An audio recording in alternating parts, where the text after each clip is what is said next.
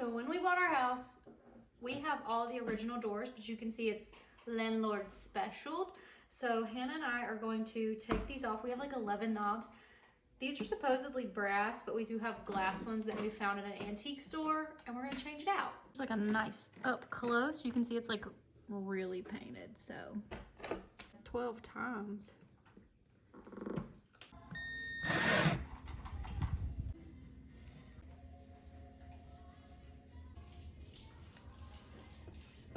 Somewhere in there is where you would put your screwdriver to loosen it, but there's the layers of paint.